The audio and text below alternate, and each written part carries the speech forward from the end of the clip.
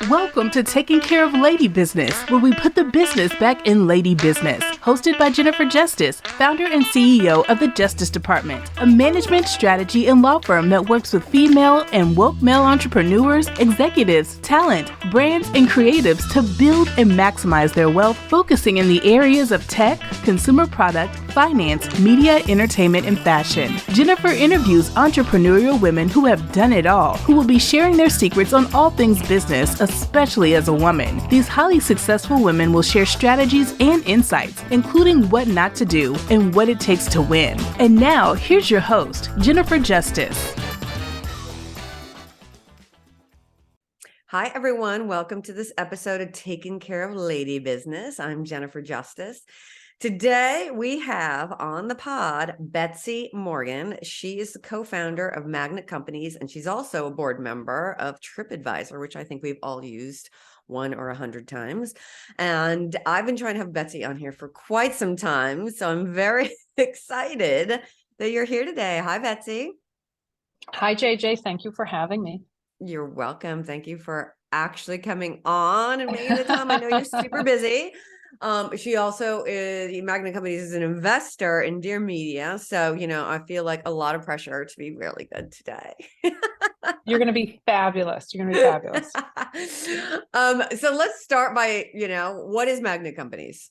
Let's start there.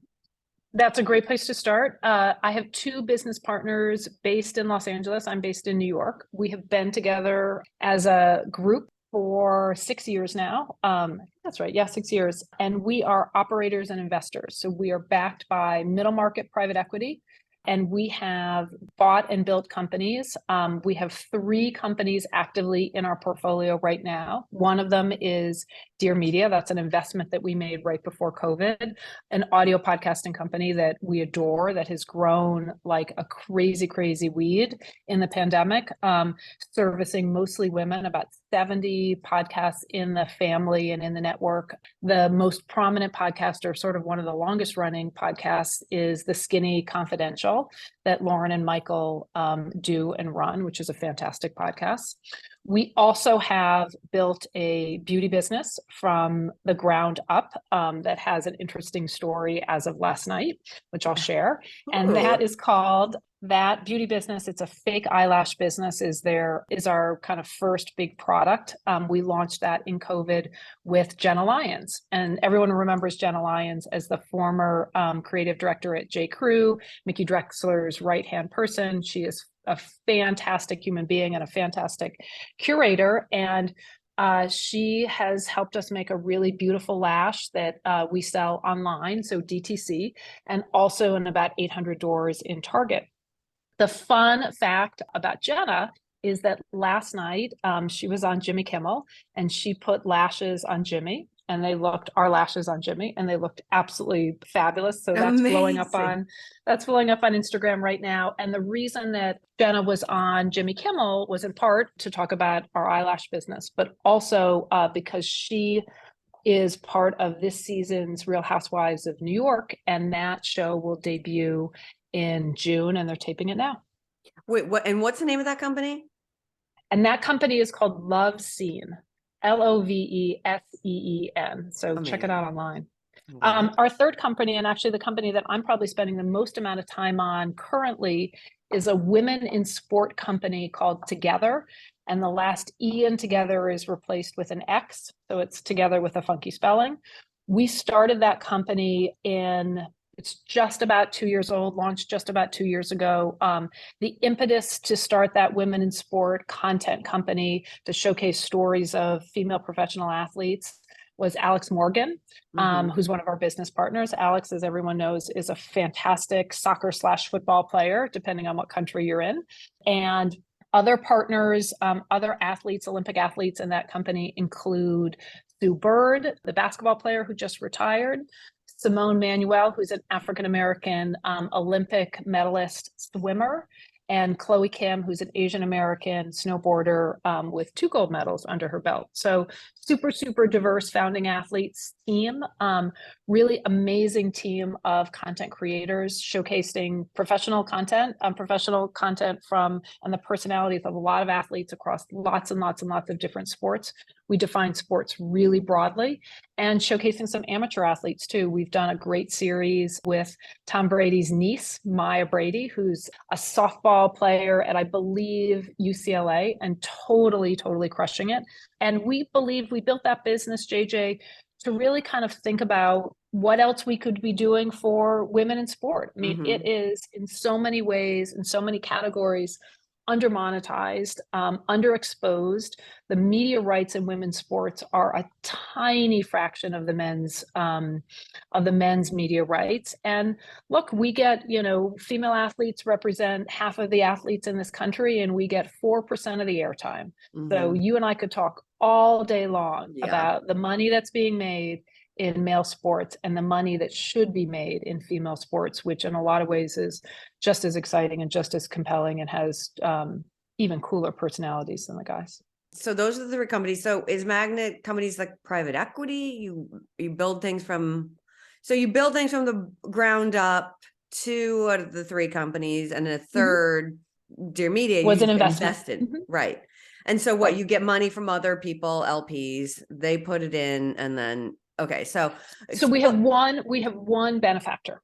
So we have one private equity firm that has backed these companies. And the idea really kind of starting these companies again before COVID and through COVID was, could we prove out the thesis in the categories that we were interested in? And then could you take that thesis and that success of that category and acquire other companies? So in the example of women in sport, what we have with the success of Togethxr is a calling card to go look at sports teams, adjacent sports businesses, sports data businesses, other things in the space. Right. And then, will Togethxr be is it like a channel, or it's like how do you access it? So you access Togethxr through social media. The revenue stream, so there's 3 revenue streams in that business right now. One is branded sponsorships, right? You have so many global advertisers that want to put more money against women's sports and female athletes, and they have stepped up in a huge way. We have advertisers like Geico and Google and Porsche and Buick and Nike as our sort of flagship starting advertisers. Again, this is a business that's only a couple years old. We have also sold shows to the streamers. So we've sold shows to CBS Sports and to Amazon. We have a fantastic series that's coming to Amazon later this year on surfers in Oahu, these surf girls who are amazing and interesting and young. And they have won crazy, crazy awards in the surf space. They are far more badass than the boy surfers. Yeah, we were just in Oahu. We were just in Hawaii. And we went up to the North Shore, and I saw this group of girls, and they were all they were so good. They were out there on the pipeline, surfing with all the guys, and they weren't that old. They're young. They're bad, and they are badass surfers. And these gals have great strength. They don't have the size of the guys. They maneuver and manipulate the boards so much better. They really are in touch with the waves. And those are, because you saw it, JJ, those are big ass waves. Those are big ass waves. And they hit really close to shore. So you're just getting out there. I can't even imagine the strength. No, it's crazy. And then our third revenue stream for Togethxr is commerce, right? So we've done a couple collabs with Nike, with some other brands, because we want our audience, our female audience, wearing our stuff, showcasing the merchandise, and just having access to, really interesting, cool clothes. Amazing. And so tell us how Betsy Morgan got to this place. How did you decide that this is what you wanted to do? So I've had a funky career in a bunch of different chapters, and I've been very, very lucky to work on kind of different sides of the aisle in different ways. I spent most of my career, I'm a business person by training, went to business school, worked in finance, worked on Wall Street, coming out of business school. And then my career on the operating side was a couple different chapters. One in established media. I worked in traditional media for a decade, working for CBS and CBS News. So in the news and information space, worked and lived through the Gulf War, worked and lived through 9/11, some many presidential elections, some really, really sort of historic moments in the news space. And how did you transition though from Wall Street to CBS? Like, what was that like? Well, and what was the actual job at CBS?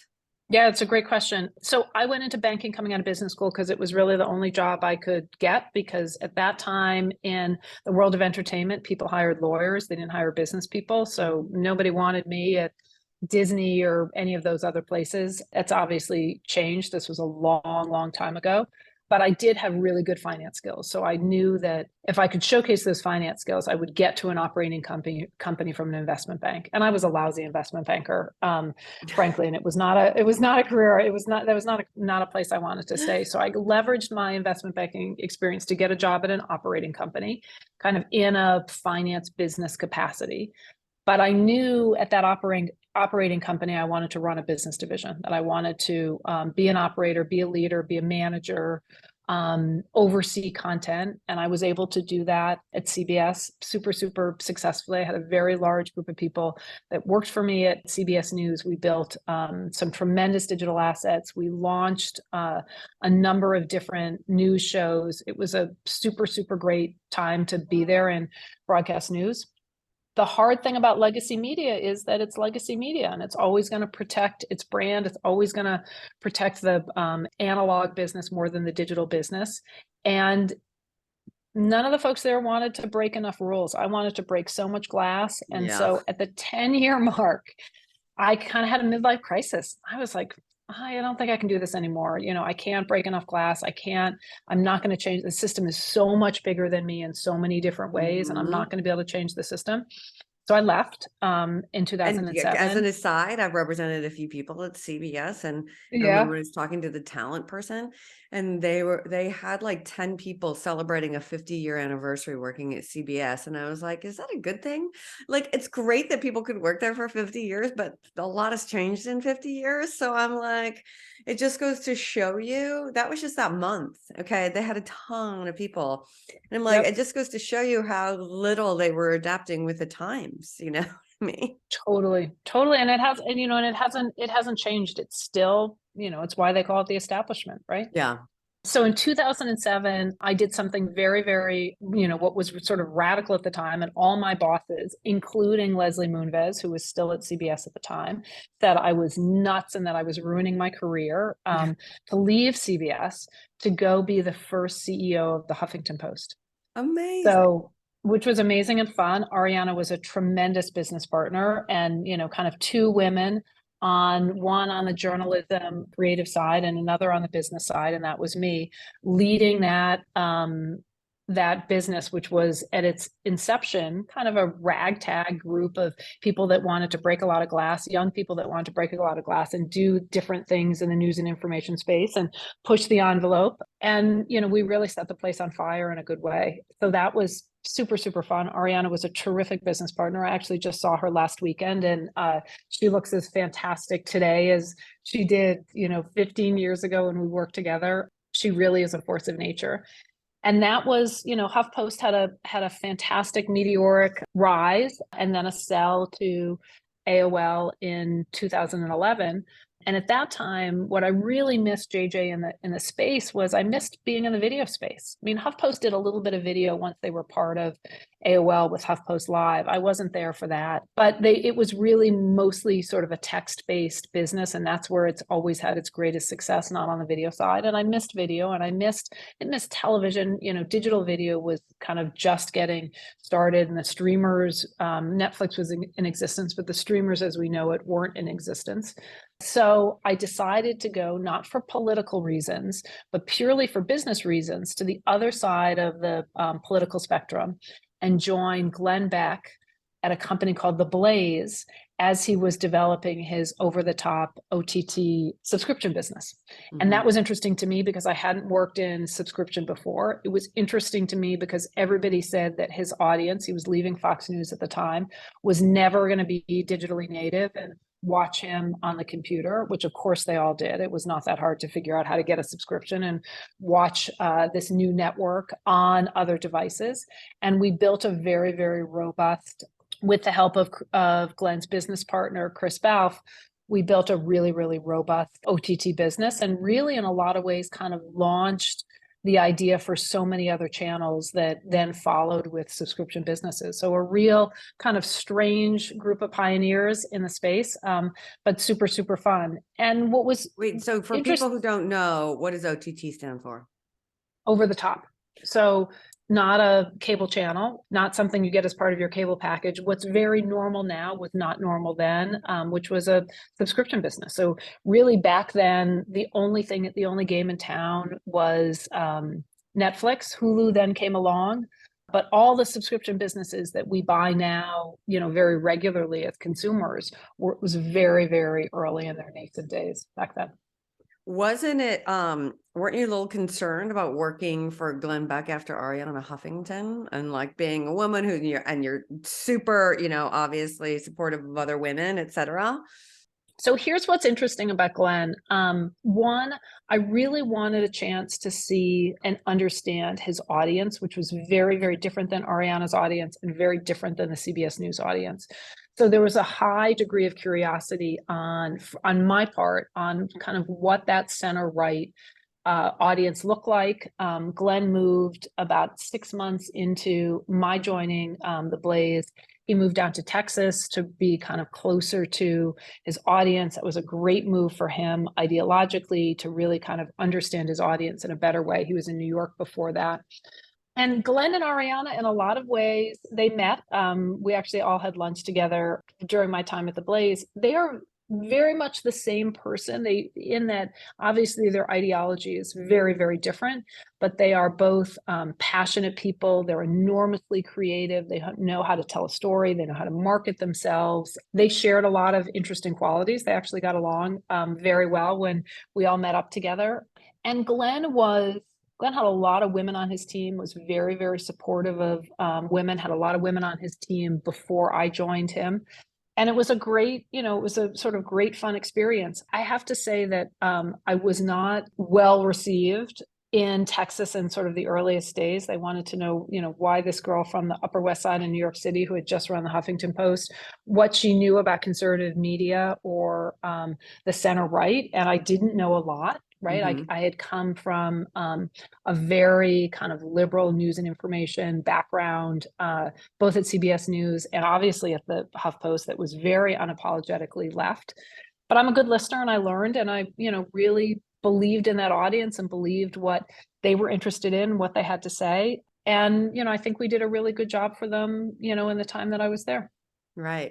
So interesting. I mean, you said something that a lot of my guests talk about, and it's like how they're able to succeed is to stay curious, right? Instead of just saying, I would never go work for something like that. I would, and by the way, it added to your cadre of experience, right?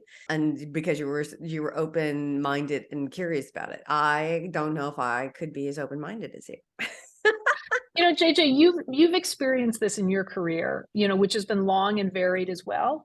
Like, it's a really amazing quality to be a good listener, right? And to be, as you are in service to a company, to an individual, to an idea, to really kind of listen to like where that person's coming from and what is on their mind and what they're worried about and what they believe in and don't believe in. And, I felt like I did that successfully with Ariana and with Glenn. And in both cases in different ways, being a good listener means you can open up those people to new ideas, right? Mm-hmm. So we had, one of the most fun things that we did with Glenn was, he's a real entrepreneur at heart, and he was very, very curious about Silicon Valley. And we took him on a big trip out to Silicon Valley to, meet the Elon Musks of the world, and meet the sort of the Peter Thiels of the world and the next generation of entrepreneurs. And that was not ideological at all. That was not about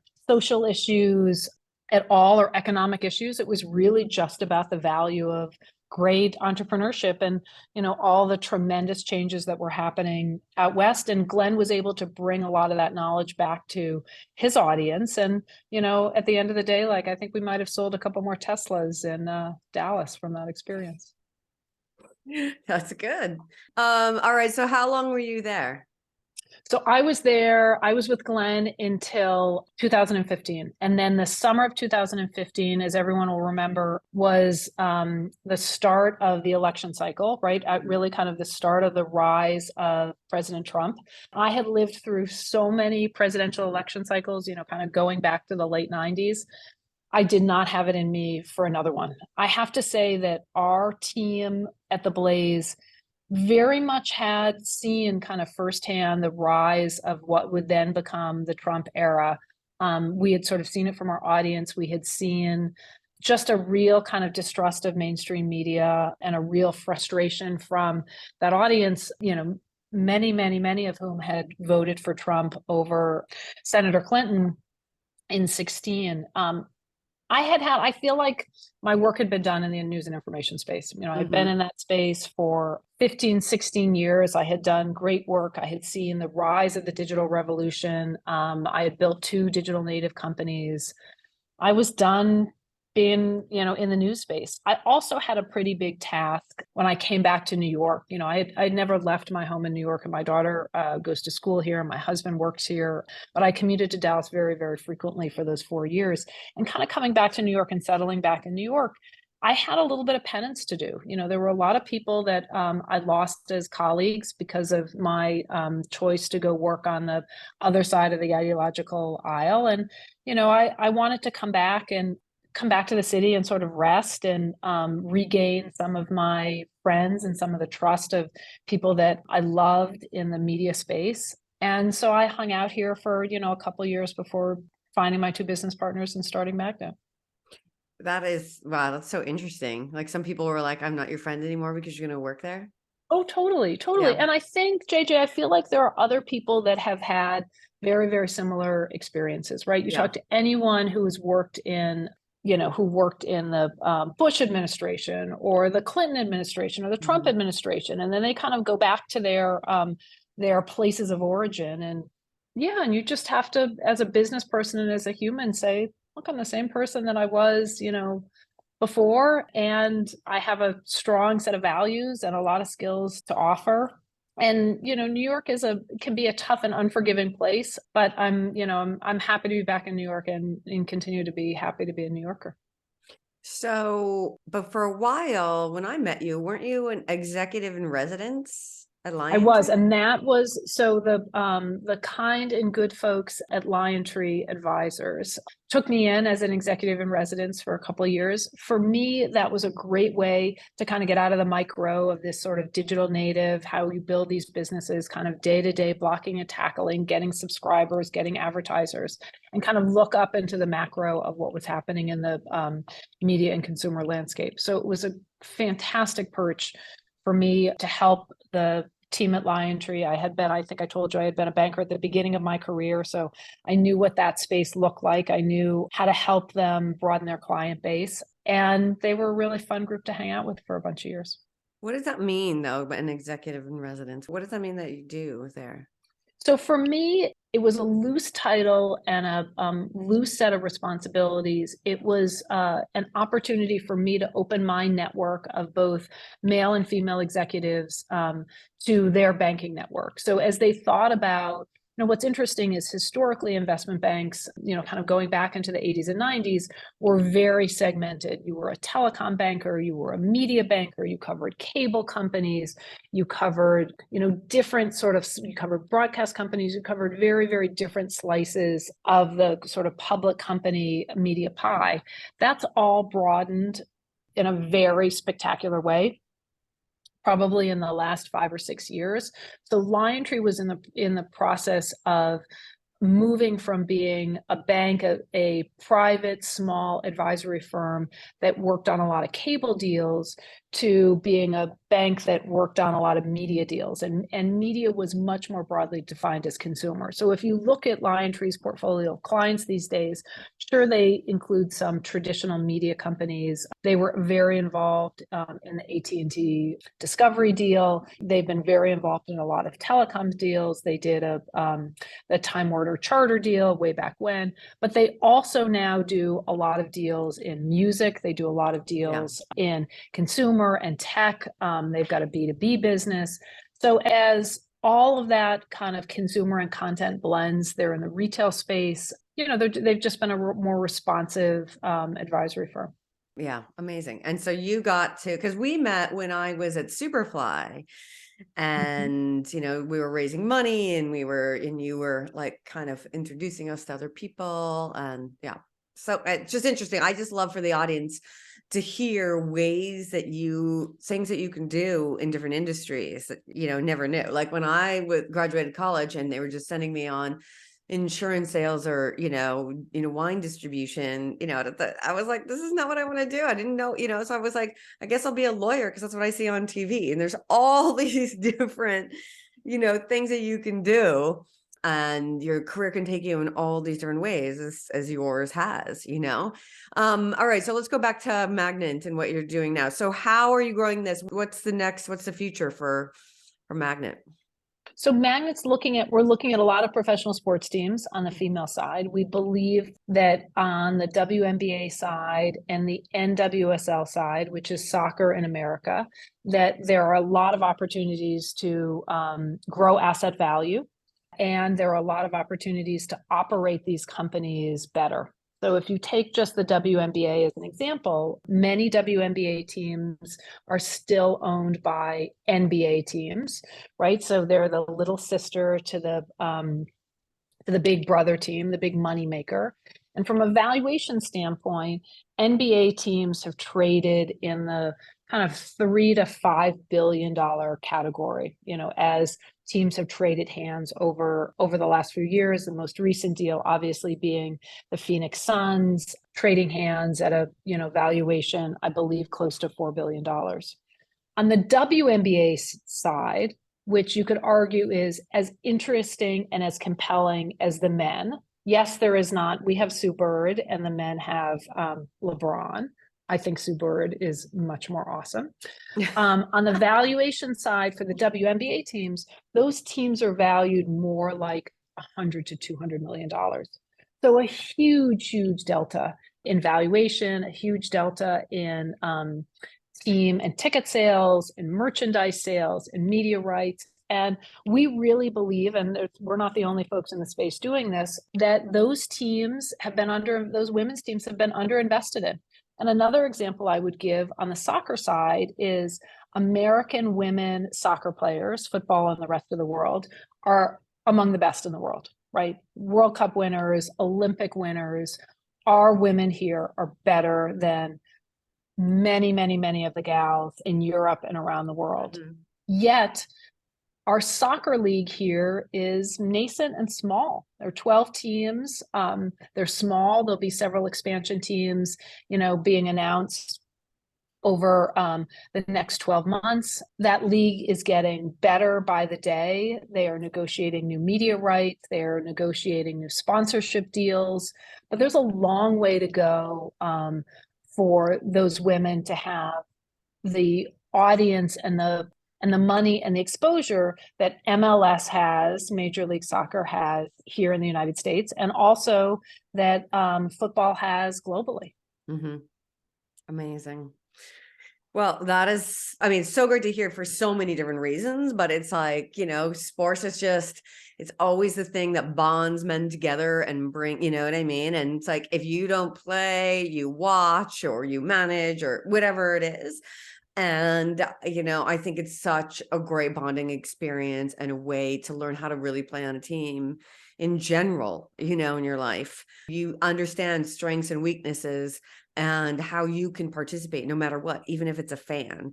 And so I love exposing this more and more to women. I just had Jenny Just on about playing poker, and all of these things that have been traditionally male, that do it, play it, whatever. I've had Ashley Priori, who was world, she was a chess champion, one of the only women, she's only 22, on here as well, and how much that helps. And whatever reason, we're like, either not interested or not, encouraged to do these kinds of male focused things, but they help you so much in life and in business. And I love what you're doing there. So thank you, Betsy Morgan. And thank you for being on here today. I know you have other things to do. So I will ask you my one question that I ask every single person that I have on here. And what is the worst advice you've ever received? The worst advice I've ever received, and I actually gave this advice for many years to people. So not only did I get this advice, I shared it, and I now very much regret it, which was, it's a little bit of a stay in your lane advice, which is, and it feels a little antiquated and dated now, that if you're, and I'll, speak to media specifically, but applies to other companies, other sectors as well. If you're a big media person, if you're a big corporate establishment, corporate person, stay in your lane and you'll never be an entrepreneur, right? Like, you got to pick, you got to be either a corporate person or an entrepreneur. And now, as somebody who's done both, I've ridden the corporate gravy train and been successful at it. And I've also ridden the entrepreneurship gravy train and been successful at that. I believe that particularly as women, we can be a lot more flexible than the marketplace says we can be. And so when people say, stay in your lane, you're a lawyer, you should always be a lawyer, do what do what you were trained to do, and you want to do something different, you want to start a beauty brand, you want to be an entrepreneur, you want to be responsible for yourself and your revenue, absolutely, don't think twice. Don't think twice. And don't let anyone in the marketplace, male or female, say, stay in your lane. I feel like I've been in a lot of different lanes and I've been successful in a lot of different lanes. And for a long time, I didn't give that advice. And I wish I had. Yeah.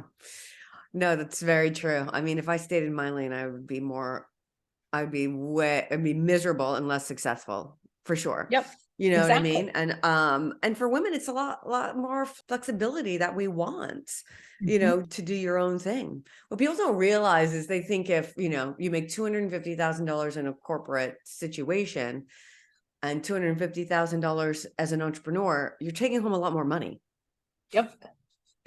A lot more money.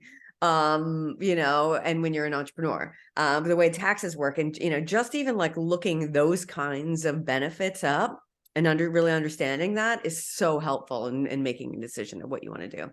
So exactly. Thank you so much for being on here. If people want to find you or know more about your companies, how can they do that?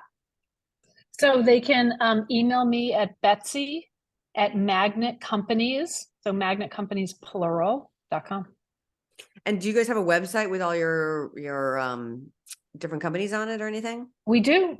And that's Magnet Companies. You can look that up on the Google and you'll find us. And you can buy Love Scene, obviously, at Target. You can buy Love Scene at Target. You can buy Love Scene online. And you can see Jimmy Kimmel wearing some beautiful lashes last night. Yeah, pretty cool. And you can watch Real Housewives in June and see Jenna in action. And obviously all the Dear Media podcasts, which there are plenty.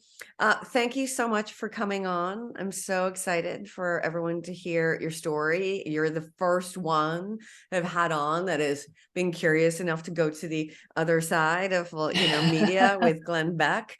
And I think everyone's being like, wait, what? But you learned a lot. You learned a lot from it. So, and that you were curious enough, and by the way, brave enough to do it, knowing that you could come back in New York and literally, have eggs thrown at you every day. So thank you so much, Betsy. And thank you everyone for listening to this episode of Taking Care of Lady Business. Until next time, I'm Jennifer Justice.